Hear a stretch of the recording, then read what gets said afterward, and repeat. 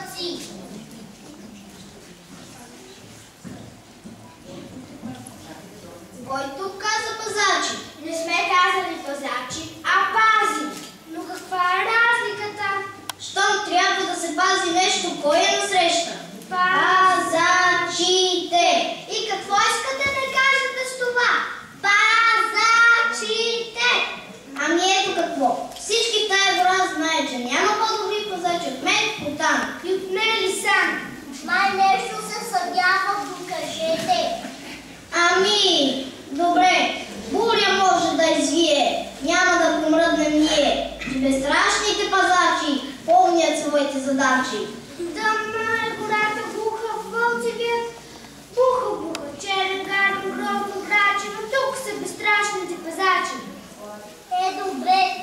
чудесно се случи с чувала. Мислете му.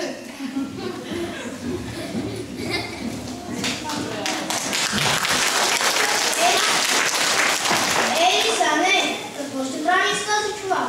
Да го скрием в тази пещера. Не може. Дългоноско има дълъг нос и ще го подуши. Дългобрат почете мисли и ще ни разкрие. А Дългушко, то се знае, всичко чува. Да го хвърлим в реката, тя ще го отсечат в морето. А джуджетата колко ли да душат, да посушат и да гадаят, никога няма да го намерят. Добре, все си мисля. Ние собствено какво ще спечелим от цялата тая работа? Че си глупав казане. Ще хвърлим чувала и ще напишем писмо до дядо Коледа, че децата въобще не са слушали през тази година и не заслужават подаръци. И че всичко се полага на нас. Най-милите, най-добрите и най-кротките. Хайде, да вървим, да вършим каквото ни умили.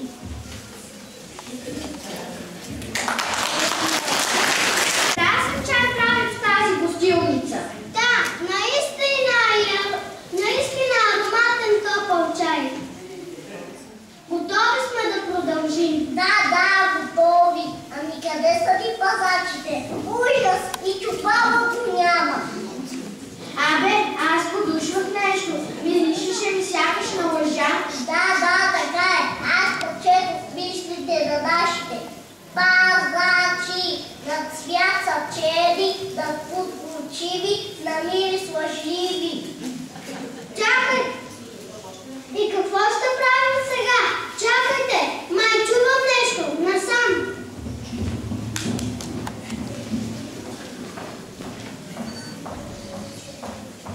Докато джуджетите търсят лисаги по там, ние да се пренесем в света на българските традиции.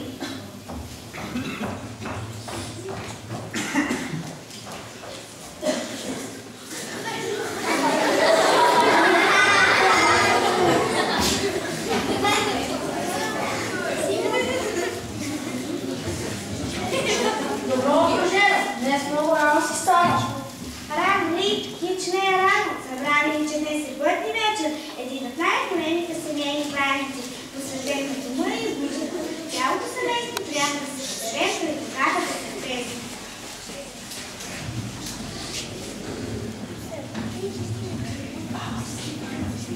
Това сега, деца, помнете ли да се приготвим за големия празник? А ние ще отидем да понесем бъдника.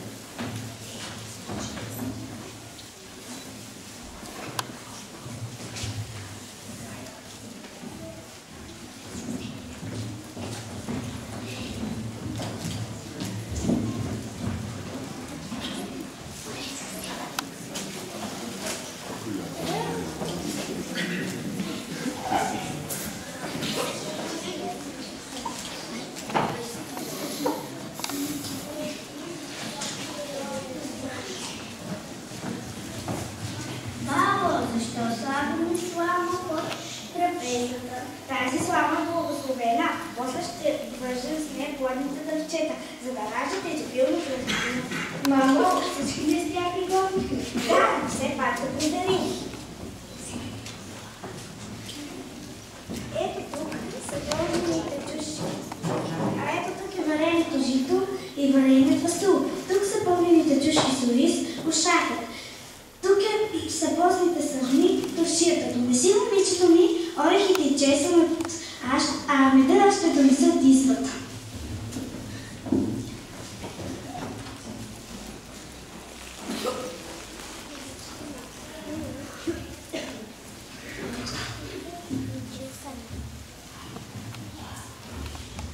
Мамо, все се питам, защо ястията на Бърни вечер на трапезата за Коледа трябва да бъдат 7, 9 или 12. Слушай, детето ми, има старата суеверие, според което на трапезата преди Коледната вечер трябва да има всичко това, което се произвежда в родния край. На трапезата трябва да цари изобилие, защото ако не последва, че изобилие настъпващата година, тя няма да изтегля към нас. А яздите са 7, защото 7 са дните на седмицата. 9, защото 9 месеца майката носи своята рожба. И 12, защото 12 са месеца годината. Сега ясно ли ви е? Да! Вижте, батковците идват с дядо.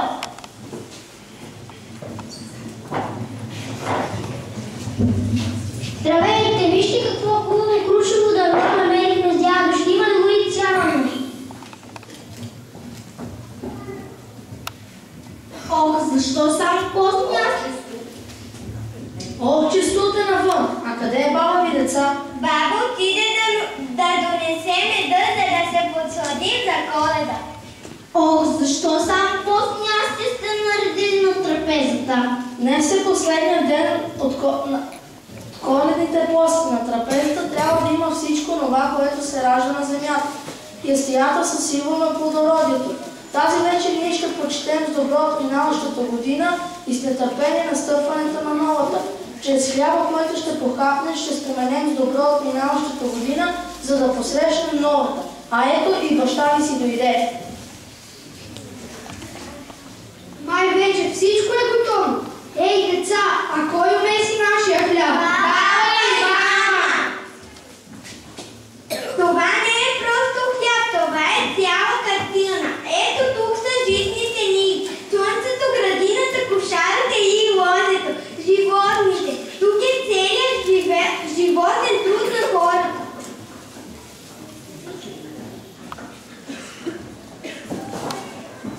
Стига сте приказвали. Време е да запали с бъдника. Хайде, дядо.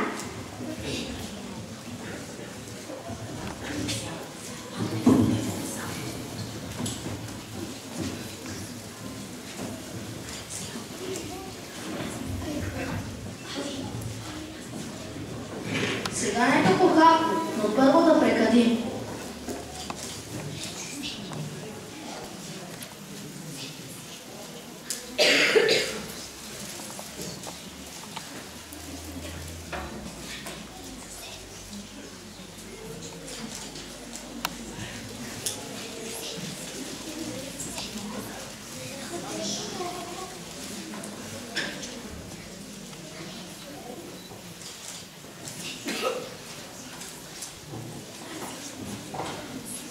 Първото парче е за Богородица. Нека през идната година по-богата да земята с пълен да е трудът, да ни заобикалят беди и неволи. Хайде, Мими, остави парчето пред иконата.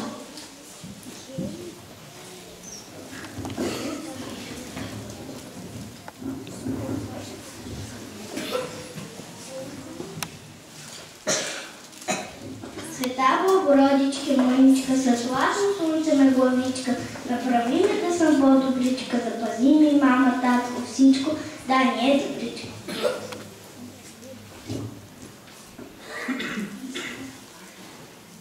Второто парче е за къщата, да е пълна къщата. Тая вечер Бог се ражда, Божа майка там обди, както мама нас ни пази от неволи и беди. Дядо Божи от небето, милостиво погледни и на мама и на татка здраве дай и дълги дни. А ето и на всички вас.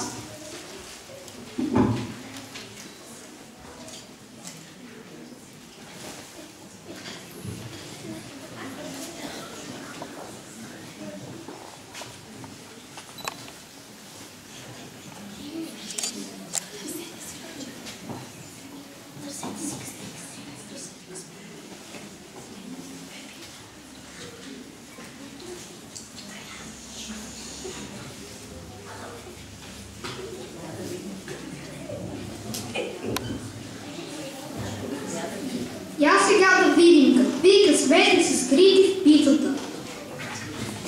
На мен се пада градината. Това е добре. Ще има да се трудя цяла година. А на мен къщата ще я чистя като първа хубавица. А на мен се спада учението. Само аз ли трябва да уча? Без наука няма сполука. Добър ти е късмета, чедо. Радвай му се. А на мен се падна здраве.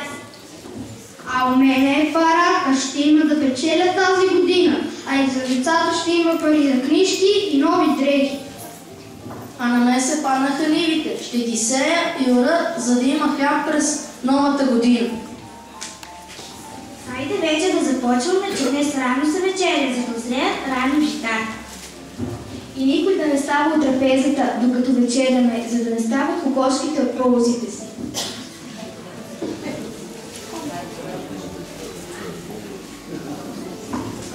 Хайде, дядо, кажи молитва.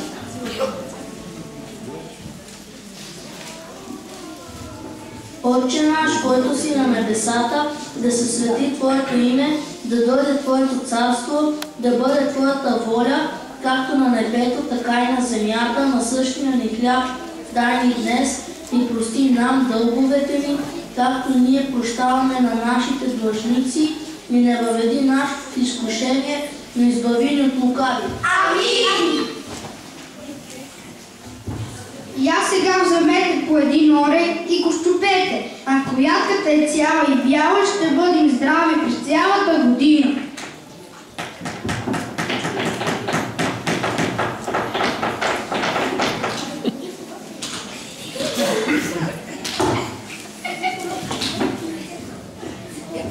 Аз мога ли да тръгвам вече? Къде ще ходиш, бабко, по това време? Ами как къде? Ще коледува. Време му е вече, Ергенине. Върви и да не прескочите нашата къща.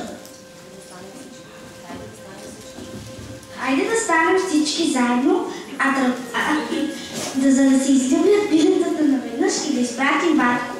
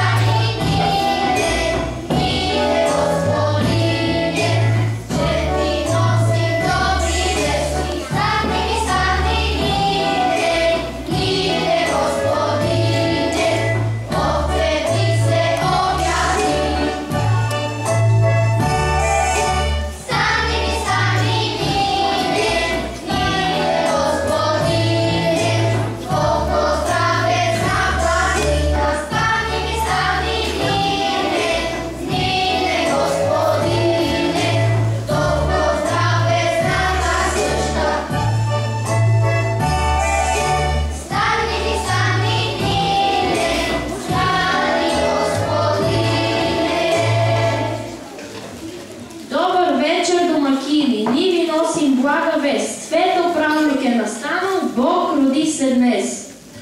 Добре дошли, скъпи гости коледари.